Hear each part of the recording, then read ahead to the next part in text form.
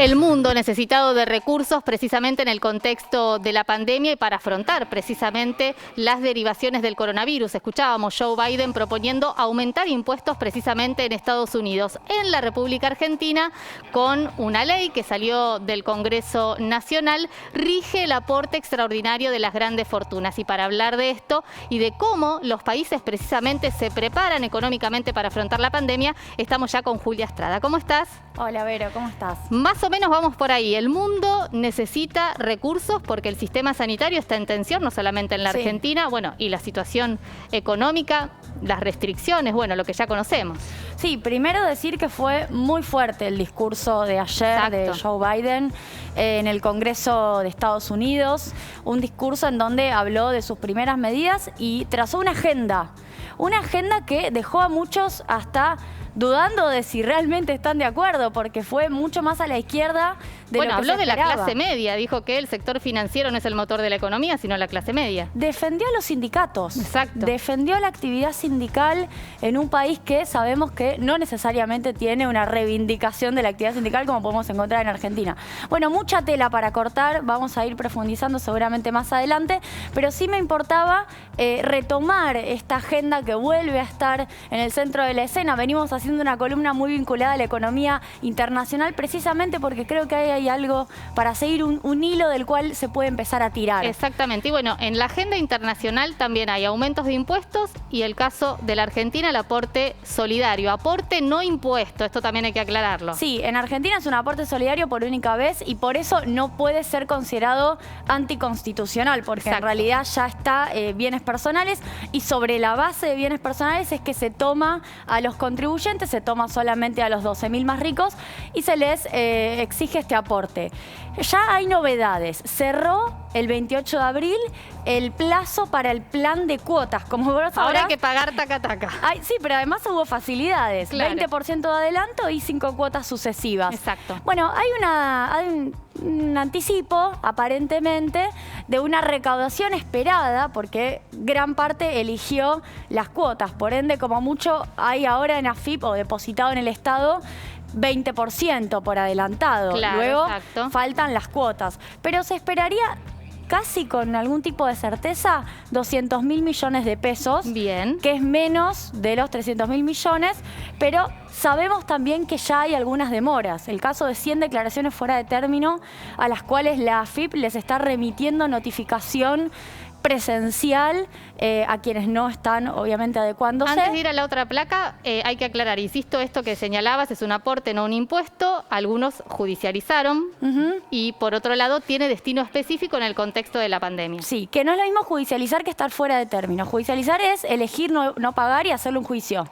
al Estado. Exacto. Ahora, fuera de término van a tener que pagar con un interés resarcitorio y con una cierta demora, pero van a pagar finalmente. Vamos a ver más información a propósito de cómo el mundo se va acomodando a esta nueva circunstancia que en caso de Argentina se optó por el aporte, y hay una ley, ¿no? Sí, se debatió en el Congreso. Antes que otros países, podríamos decir, lo cual también habla de una decisión muy clara del Frente de Todos de que esta era una agenda en el marco de la pandemia. Retomamos a Biden. Y lo que también dijo ayer, se sube el impuesto al solamente al 0,3% más ricos. Los ricos, o sea, de verdad. Muy poca gente. Sí, muy poca gente de los contribuyentes.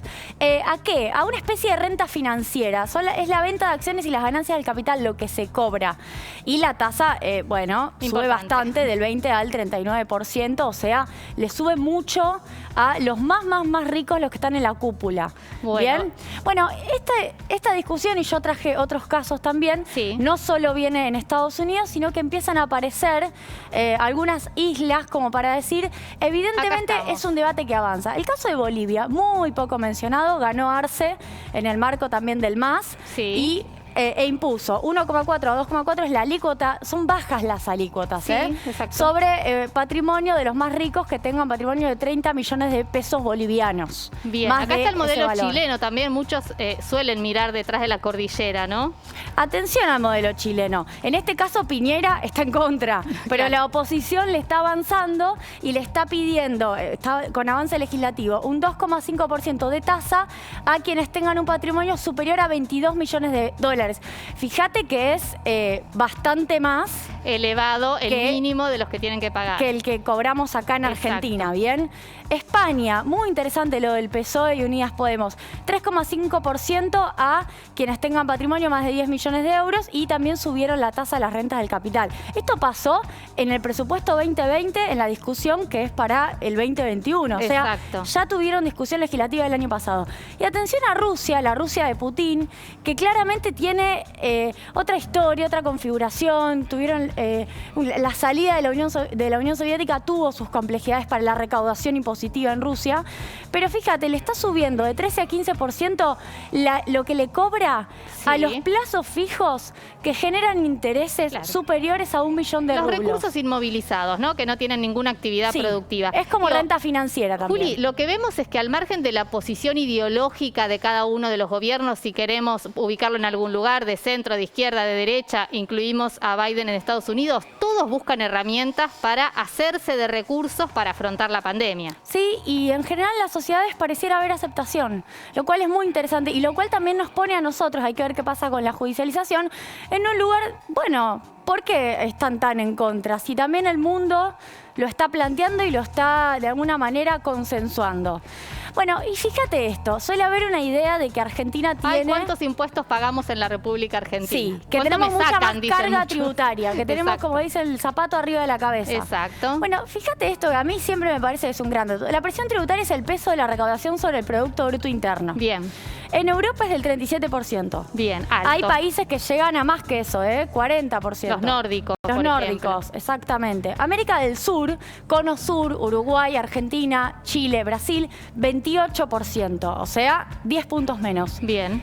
América Latina, y ahí empezamos a meter a países como Bolivia, Perú, Ecuador, Colombia, Venezuela, todavía menos. 21%. O sea, es un continente que cobra mucho menos y recauda mucho menos que los países desarrollados, que los países de la OCDE, que los países que hoy, por ejemplo, se quejan también de el tema patentes, no quieren que se avance en tema patentes, no nos permiten adentro del FMI, con esta silla que tienen, estos votos que tienen, que podamos rediscutir nuestra deuda con otra flexibilidad. Exacto. Bueno, estos países tienen muchísimo más carga tributaria que América del Sur y América Latina. Y ojo, Estados Unidos, que está con menos carga, presión tributaria, está creciendo su presión tributaria. Bueno, es lo que empezábamos con eso, ¿no? En sociedades y también en personas físicas. Juli, la semana que viene vamos a hablar de esto, seguramente mucho más y muchos otros temas, ¿sí? Así es, nos vemos. Gracias, nos reencontramos, Juli.